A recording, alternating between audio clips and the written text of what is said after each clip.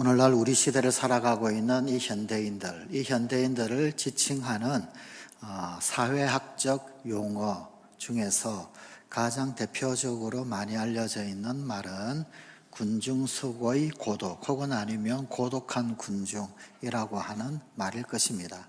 이 말은 미국의 사회학자인 리스먼이 고독한 군중이라고 하는 책에서 처음 사용했던 말입니다. 무슨 뜻이냐? 이런 뜻을 가지고 있습니다. 대중사회 속에서 타인들에 둘러싸여 살아가면서도 내면의 고립감으로 번민하는 사람들의 사회적 성격. 이를테면 연극 같은 경우에 이 무대 위에서 배우가 열심히 연기를 합니다. 관중들은 박수도 보내고 환호도 하고 또 갈채도 보내고 함께 웃기도 하고 울기도 합니다. 그러나 사실은 그 무대 위에 있는 배우는 사실은 고독하더라라는 것입니다. 더 문제는 모든 연극이 끝이 나고 난 다음 막이 내려지고 그 커튼 뒤에 있을 때 그때의 그 막 뒤에서의 밀려오는 쓸쓸함은 참으로 이루 말할 수 없다고 합니다. 한 번쯤은 들어보셨을 법한 그런 어떤 굉장히 유명한 책 중에서 헨리 나우엔의 상처 입은 치유자라고 하는 책이 있습니다. 이 책의 기본 전제는 사람은 다 상처가 있다. 상처가 없는 사람은 없다라고 하는 것입니다. 그런데 이 상처의 정체가 도대체 무엇인가? 그 인간 상처의 주된 정체는 바로 이 외로움, 즉 고독이다라고 설명을 하고 있습니다. 우리 인간은 연약합니다. 연약하기 때문에 그 누구도 상처를 받게 되어 있습니다. 그런데 이 상처가 사실은 외로움에서 오더라는 거예요. 외로운 인간, 그러기에 상처. 그리고 그 상처를 받고 고통을 당하다가 혹 자기의 병이 있어서 병들어 죽든지 아니면은 나이가 차서 나이 들어 죽든지 결국은 죽음의 상태에 이르기 마련이다라는 겁니다. 그래서 어떤 사람들은 심지어 이 고독을 키에르케고르의 절망을 죽음에 이르는 병이라고 설명한 그 말을 인용해서 절망의 자리에 고독을 넣기도 합니다. 고독이 죽음에 이르는 병이다. 그렇게 빗대어 이야기하기도 합니다. 자, 그런데 이 땅에 오신 우리 주님 예수님의 삶도 그야말로 고독한 삶 그 자체였습니다. 예수님은 누가복음 9장 58절에서 이런 말씀을 하신 적이 있습니다. 여우도 굴이 있고 공중에 나는 새도 집이 있지만 인자는 머리 둘 곳이 없다. 인자는 머리 둘 곳이 없다. 이것은 얼마나 고독한 그분의 삶의 한 단면을 드러내는 말씀입니까? 십자가가 점점 가까이 다가올 때 우리 주님 곁에 있었던 제자들, 그 제자들이 하나씩 주님 곁을 떠나고 말았습니다. 그렇게 그분의 곁을 떠나기 시작했습니다. 그때 요한복음 16장 32절에서 예수님께서는 또한 이렇게 말씀하셨습니다. 보라, 너희가 다 각각 제 곳으로 흩어지고 나를 혼자 둘 때가 오나니 벌써 왔도다. 우리 주님의 삶 가운데서 그야말로 고독의 클라이막스가 있다라고 한다면 그 고독의 클라이막스는 십자가였었습니다. 그분은 십자가에서 그분의 유일한 위로, 그분의 최후의 위로였던 아버지 하나님에게서조차도 버림을 받으셔야만 했습니다. 엘리 라마 사박다니, 나의 하나님 어찌하여 나를 버리셨나이까. 이 고독의 절규가 십자가상에서 우리 주님께서 마지막으로 하셨던 7마디의 말씀 중에서 4번째 해당하는 말씀입니다. 사실 예수님은 고독과는 전혀 어울리지 않는 분이십니다. 그분은 창세 이전부터 성부 하나님 그리고 성령님과 함께 더불어서 우리로서 존재하셨던 분이십니다. 그래서 창세의 역사 가운데서 하나님 당신을 특성하는 주요 설명용어로 우리라고 성경은 소개를 하고 있습니다. 그분은 단 한 번도 성부 하나님, 그 아버지와 따로 떨어져 본 적이 없으신 분이십니다.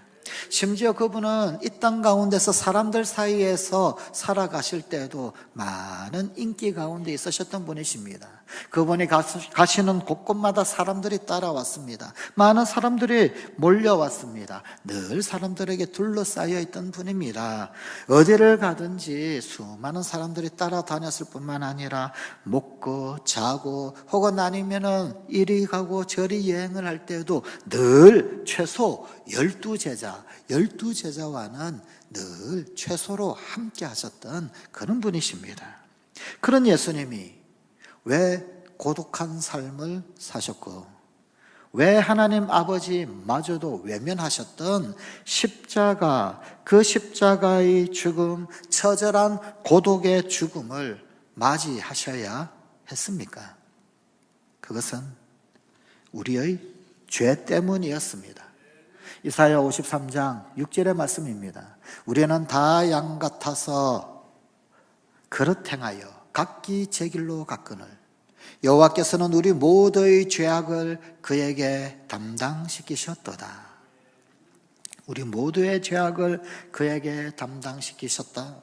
여기 그 담당시키셨다라고 하는 말, 이 말은 예수님이 죄인이 되셨다. 죄인이 되셨다라는 것을 의미합니다. 고린도후서 5장 21절입니다. 하나님이 죄를 알지도 못하신 자로 우리를 위하여 죄를 삼으셨도다. 우리를 위하여 죄를 삼으셨다. 죄인 되게 했다라는 뜻입니다. 예수님이 죄인이 되신 것입니다. 결코 죄인이 아닌 분이, 죄인이 되실 수 없는 그분이 죄인이 되셨다. 예수님이 죄인 되시는 사건이 바로 십자가 사건입니다. 예수님이 우리의 죄를 담당하고 십자가에 달리시던 바로 그 순간 아버지 하나님께서는 그 아들 예수 그리스도를 향하여서 늘 살펴보셨던 그 온화한 얼굴을 그만 돌리시고 마셨습니다. 그 사랑하는 아들을 외면하고 마셨습니다. 그래서 예수님은 나의 하나님, 나의 하나님, 어찌하여 나를 버리셨나이까? 하나님께서 외면하신 그것을 버리셨다라고 고독의 절규를 외치셨습니다. 아버지 하나님께서 왜 아들 예수님을 외면하고 고개를 돌리셨을까요? 왜 버리셨을까요? 그것은 하나님의 하나님 되심 때문입니다. 하나님은 거룩하신 분이십니다. 하나님은 참으로 의로우신 분이십니다. 하박국 1장 13절의 말씀입니다. 주께서는 눈이 정결하심으로 악을 참아 보지 못하시며 패역을 참아 보지 못하시거늘. 절대적으로 거룩하신 하나님, 절대적으로 의로우신 하나님, 그분은 죄를 바라보실 수가 없는 하나님이십니다. 예수님께서 십자가에 달리시는 그 순간 온 세상의 죄가 그분에게 지워져 있었습니다. 모든 죄악이 그분의 어깨에, 그 십자가에 다 걸려 있었습니다. 살인이, 음행이, 강도가, 음란이, 거짓이, 불신이, 미움이, 도적질이, 시기와 질투, 분쟁이, 그 모든 죄가 그 십자가에 걸려 있었습니다. 예수님께서 인류의 죄를, 온 세상의 죄를 지고 계셨던 그 순간 절대로 거룩하신 하나님, 그 하나님은 영원 전부터 단 한 번도 따로 떨어본 적 없으신, 단 한 번도 그 교제가 끊어진 적 없으셨던 그 아들을 보실 수가 없었습니다.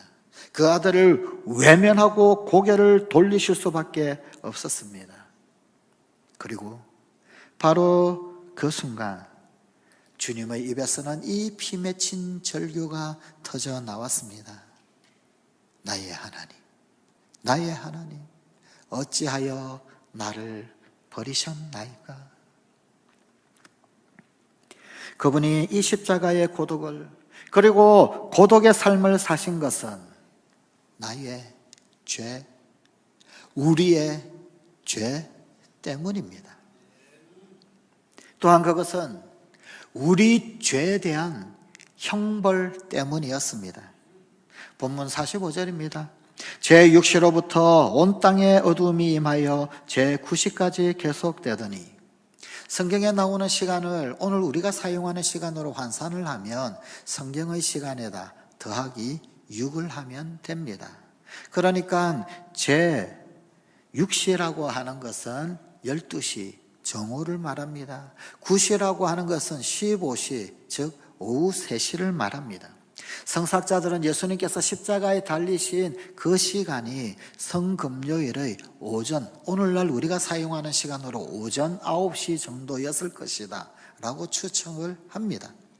그로부터 3시간이 지나고 난 이후 정오쯤 되어서 갑자기 놀라운 일이 일어났습니다. 정오로부터 해서 오후 3시까지 무려 3시간 동안 이 땅 가운데 어두움이 드리워졌습니다. 그 어두움은 캄캄한 어두움이었습니다. 칠흑 같은 어두움이었습니다. 이것은 자연적인 어두움이 아닙니다. 이것은 단순히 자연 현상의 변화가 아니었습니다. 하나님의 아들이신 그리스도께서 온 세상의 죄를 짊어지고 하나님의 진노를 견디고 있었던 바로 그 순간, 온 땅에 임했던 이 캄캄한 절대의 어두움은 거룩하신 하나님의 진노였던 것입니다. 주님은 이런 어두움의 장소가 지옥이라고 그렇게 힌트를 주셨던 적이 있습니다.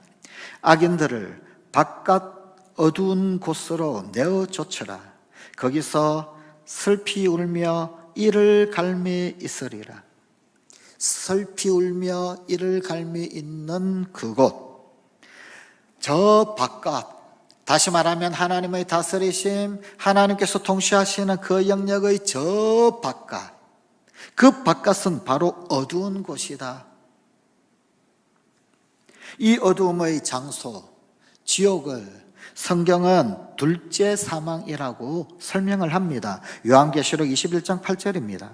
그러나 두려워하는 자들과 믿지 아니하는 자들과 흉악한 자들과 살인자들과 음행하는 자들과 점술가들과 우상숭배자들과 거짓말하는 모든 자들은 불과 유황으로 타는 못에 던져지리니 이것이 둘째 사망이라.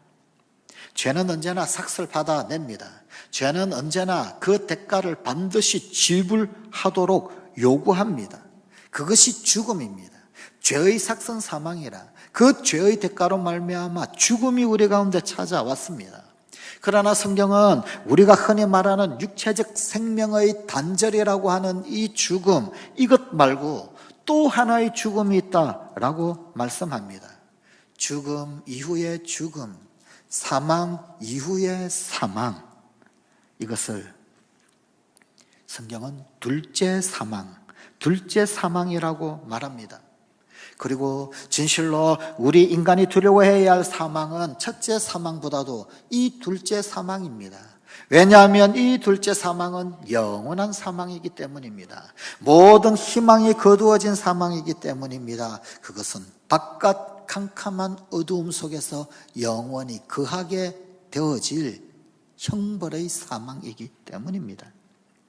지금 십자가에 달려있는 이 어두움은 죄로 말미암은 둘째 사망, 곧 지옥의 어두움이었던 것입니다. 그러나 예수님께 더 고통스러운 것은 단순히 이 어둠 때문만이 아니었습니다.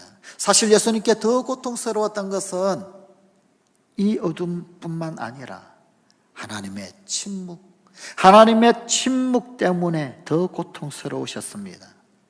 사실 어두움은 어쩌면 아무것도 아닐 수도 있습니다. 더 고통스러운 것은 하나님의 침묵입니다. 아주 어린 시절에 놀이동산 같은 곳에 가게 되면 유령의 집, 이런 것이 있지요. 혹 한 번쯤은 가보셨을 것 같습니다. 괴기전 혹은 유령의 집. 아주 어렸을 때 엄마 손에 이끌려서 가본 적이 있습니다. 입구부터 한 치 앞을 내다볼 수 없는 캄캄하고 어두침침한 분위기, 그러나 으슴푸레하게 비치는 그런 어떤 조명, 그리고 그 길이 어디로 나 있는지 알 길 없는 미로 같은 그 통로, 거기에서 쉴 새 없이 스피커를 통해 터져 나오는 귀괴한 울음소리, 음산한 괴성들, 이리저리 날아다니는 하얀 소복들, 머리 없는 귀신, 피를 철철 흘리며 그렇게 손에 무서운 방망이를 쥐고 있는 그런 도깨비, 도망가는데 끝내 끝까지 뒤쫓아와서는 기어이 팔을 잡아당기고야만은 좀비 같은 그놈들, 얼마나 무서웠는지 모릅니다. 그 이후에 한 번도 유령의 집에 들어가 본 적이 없었습니다. 그런데 그때 울면서도 끝까지 그 캄캄한 어두움의 미로를 통과한 것은 꼭 붙들고 있던 엄마의 손, 꼭 붙들고 있던 엄마의 팔 때문이었습니다. 엄마, 엄마, 엄마 하면서 두려워서 벌벌벌 떨면서 그렇게 소리 지를 때 내 손 꼭 붙잡고 어깨에 손을 꼭 얹어서 괜찮아, 괜찮아, 이제 다 왔어. 엄마 함께 여기 있어. 조금만 가면 끝이 있을 거야. 들려주던 그 엄마의 음성 덕분이었습니다. 그 캄캄함보다 더 두려운 것은 엄마의 손을 놓치는 것이었습니다. 오래전에 부목사 시절이었습니다. 우리 원로 목사님께서 저희 사택의 바로 위층에 사셨습니다. 하루는 새벽 기도회를 하고 그리고는 기도를 하고 있는데 갑자기 집에 들어가셨던 원로 목사님이 교회로 다시 오셔서 애가 울고 있다고, 그냥 아주 자저러지게 울고 있다고 빨리 집에 가보라고 말씀을 전해주셨습니다. 그래서 불이 나게 집으로 들어가 보았습니다. 저 입구에서부터 울고불고 난리가 났습니다. 침대 위에 잘 재웠는데 어떻게 되었을까? 모르겠습니다. 새벽 기도의 시간에 침대에서 굴러 떨어졌는지 어떻게 되었는지. 그런데 안방에 침대 위에 아이가 없습니다. 어디에 있느냐?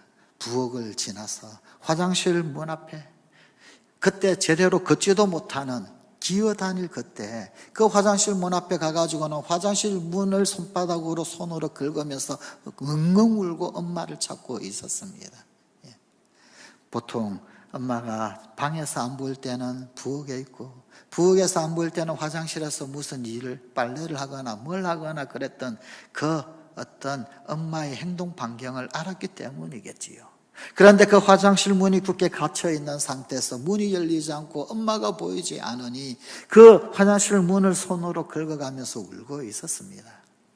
참 재미있는 것은 그렇게 자지러지게 울고 있던 그 녀석이 엄마를 보고 엄마 품에 안겨서는 그 울음을 뚝 하고 그쳤습니다.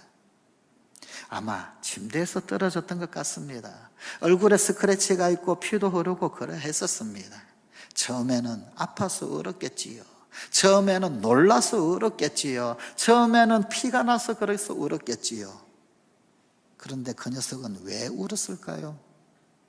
사실은 엄마가 없어서 울었던 것이지요. 혹 아픔이 울음의 동기가 되었을는지 모르지만 사실 정작은 엄마가 없어서 울었던 거 아닙니까? 그러니 엄마를 보니까 그 품에서 울음도 그치고 했던 것 아니겠습니까? 그날 그 십자가에서 불러도 대답 없는 하나님, 하늘은 침묵하고 있었습니다. 이 캄캄한 침묵, 이 칠흑 같은 침묵, 이 심판의 형벌의 한복판 속에 버림받고 계신 하나님의 아들을 보십시오. 이것이 바로 지옥입니다. 예수님은 십자가에서 지옥을 견디고 계셨던 것입니다. 죄에 대한 형벌이었습니다. 우리의 죄가 예수 그리스도로 하여금 그 삭을 대신 지불하게 만드는 순간이었습니다. 우리의 형벌로 말미암아 그분이 이 절규를 토해내고 계십니다. 나의 하나님, 나의 하나님, 어찌하여 나를 버리셨나이까? 그 처절한 고독의 절규로 우리에게 구원이 주어졌습니다. 주님께서 십자가에서 3시간에 걸친 이 무서운 어두움을 견뎌내시고 최후의 핏방울이 그 골고다의 언덕에 떨구어지던 바로 그 순간 우리 죄의 모든 삭선 지불되었습니다. 그리고 구원의 길이 열렸습니다. 이것을 상징하는 아주 놀라운 사건이 우리 주님 예수님의 이 부르짖음, 이 절규 바로 다음에 일어났습니다. 마태복음 27장 51절 말씀입니다. 이에 성소 휘장이 위로부터 아래까지 찢어져 둘이 되고 바로 그 순간 거룩한 하나님의 임재가 있던 그곳, 하나님의 영광을 나타내던 그곳, 그 지성소 앞을 가로막고 있던 휘장, 그 휘장이 위에서 아래로 찢어져 나갔습니다. 사람이 찢으면 아래에서 찢어지죠. 사람이 찢으면 밑에서부터 찢어야 합니다. 그런데 이 휘장은 위에서 아래로 찢어졌습니다. 구약시대 인간은 아무도 하나님 앞에 나아갈 수 없었습니다. 심지어 하나님 임재의 상징이었던 지성소, 그곳 가운데도 들어갈 수도 없었습니다. 하나님 앞에 나가면 하나님의 영광을 침범하면 안 되기 때문입니다. 죄인은 하나님 앞에 결코 설 수가 없었습니다. 그래서 대제사장, 오직 대제사장만이, 그것도 1년에 단 한 번 속죄 제물을 드리고, 그리고는 그 속죄 제물의 피를 그 제단 앞에, 그 앞에 쏟고 피를 뿌리고서야 비로소 그 지성소에 하나님의 영광의 보좌 앞에 하나님 임재의 상징 그곳으로 나아갈 수 있었습니다. 그들은 휘장을 열고 들어갔습니다. 아무나 하나님 계신 곳에 나아갈 수 없었습니다. 그런데 예수님께서 나의 죄를, 예수님께서 우리의 죄를, 예수님께서 온 세상의 죄를 지시고 보혈을 떨구시던 바로 그 순간, 그리고 하나님 앞에 버림받으시며 이 처절한 고독과 고통과 아픔과 형벌의 대가를 지불하신 바로 그 순간 놀라운 기적이 일어났습니다. 하나님과 우리 사이를 가로막고 있었던 그 휘장이 위로부터 아래로 찢어졌습니다. 아버지 앞으로 나아가는 그 길이 활짝 열리게 되었습니다. 이 놀라운 사실에 대하여서 히브리서 10장 19절 20절은 이렇게 설명하고 있습니다. 그러므로 형제들아, 우리가 예수의 피를 힘입어 성소에 들어갈 담력을 얻었나니 그 길은 우리를 위하여 휘장 가운데로 열어놓으신 새로운 살 길이요, 휘장은 곧 그의 육체니라. 아무도 하나님 앞에 나아갈 수 없었습니다. 그런데 그분이 십자가에 달려 그 몸을 찢으실 때 하나님과 우리 사이에 가로막혀 있는 휘장이 찢어졌더라는 것입니다. 휘장은 그의 육체니라. 그분이 십자가에서 달리셔서 채찍질을 당하고 창에 그렇게 찔리시고 못에 찔리시고 그러면서 그 살을 찢었을 때 그것은 바로 휘장을 찢는 것이었다고 성경은 말씀하고 있습니다. 그분이 그분의 몸을 찢음으로 하나님과 우리 사이에 막혀 있었던 그 휘장이 찢어지고 열려지고 하나님 앞에 나아가는 길이 드디어 열리게 되었다고 성경이 우리에게 증언하고 있습니다. 아무도 하나님 앞에 나아갈 수 없었습니다만 예수의 피를 힘입어서 감히 하나님 앞에 나아갈 수 있는 담력을 우리가 얻게 되었다고 성경은 말씀합니다. 요한복음 14장 6절 말씀입니다. 내가 곧 길이요 진리요 생명이니 나로 말미암지 아니하고는 아무도 아버지께로 올 자가 없느니라. 길, 진리, 생명 되신 예수 그리스도, 하늘 가는 길이 활짝 열렸습니다. 이제 예수 그리스도를 통해서 하나님 앞에 나아갈 수 있는 길이 열렸습니다. 구원이 이루어졌습니다. 인생이 아주 고독하다고 느끼십니까? 그 고독을 해결하기 위해서 무엇을 하셨습니까? 어떤 사람은 내가 만약 참으로 사랑하는 사람, 정말 사랑하는 사람을 만난다면 이 인생의 고독은 해결될 것이다 라고 생각을 합니다. 그래서 사랑에 몰두합니다. 죄송하지만 여기 계신 아내 여러분들이요, 더 이상 외롭지 않으십니까? 남편 되신 분들이요, 왜 몰라준다고 나는 혼자라고 생각하십니까? 혹 어떤 사람들은 쾌락이 고독에 대한 대답이다, 쾌락이 고독에 대한 대안이다, 혹 그렇게 생각하기도 합니다. 그래서 쾌락에 몰두합니다. 향락에 몰두합니다. 그러나 그것이 내 고독의 문제를 진정으로 해결해 줄 수가 있던가요?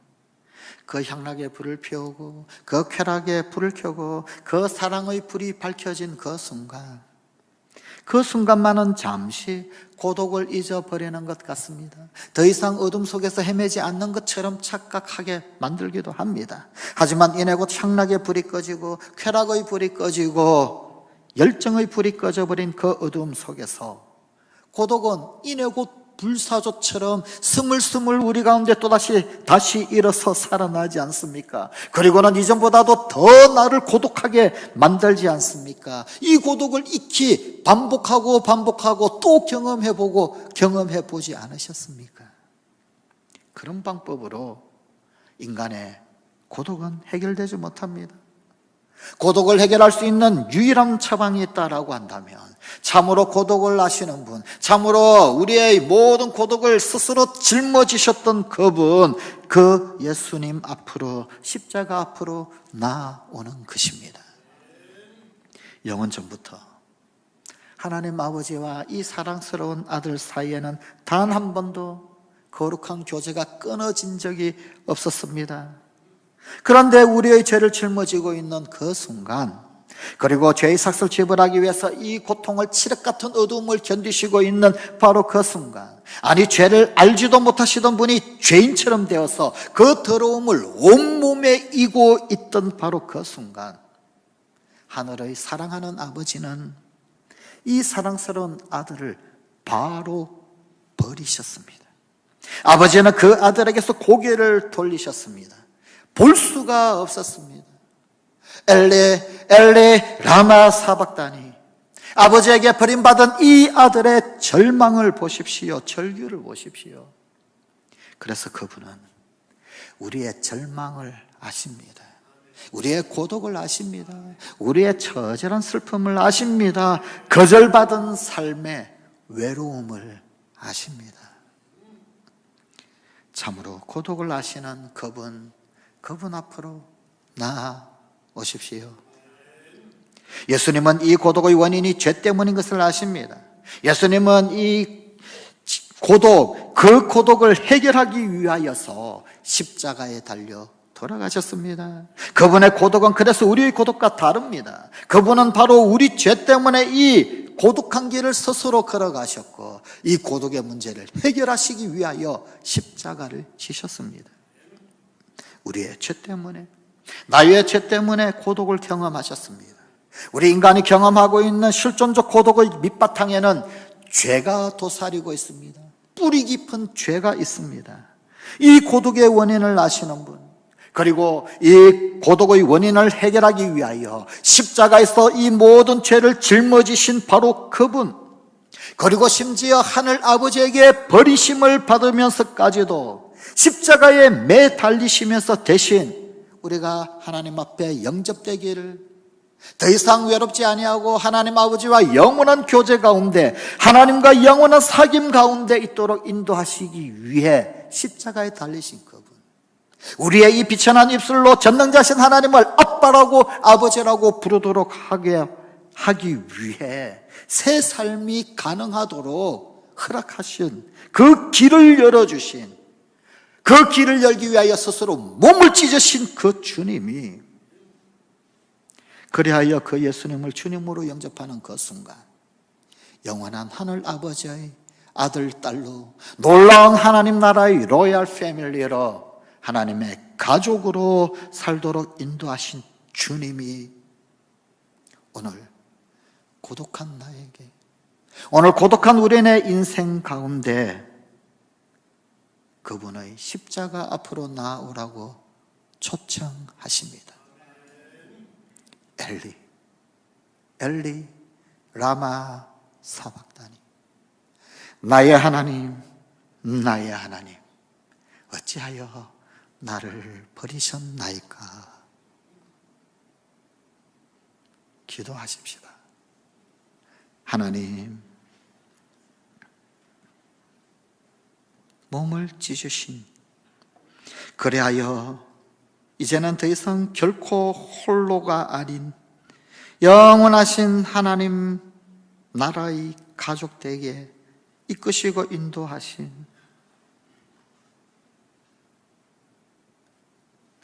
더 이상 죽음에 이르는 질병 가운데 흐득이지 않도록 치료의 빛을 비추신 놀라운 우리 주님, 오늘도 이 거룩한 주님의 길 여심을 결코 외면하지 아니하는, 우리 주님의 초청을 결코 모른 척하지 아니하는, 아니 이제는 십자가 앞으로 초청하시는 그 주님의 음성 오늘도 귀히 여기고 주님 앞에 한 걸음 한 걸음 더 가까이 나아가는, 그리하여 결코 외롭지 않은 인생 되는 우리 성관 가족들 되게 하시고 이 나라, 이 백성, 이 민족이 되게 하여 주시옵소서. 예수님 이름으로 기도드리옵나이다. 아멘.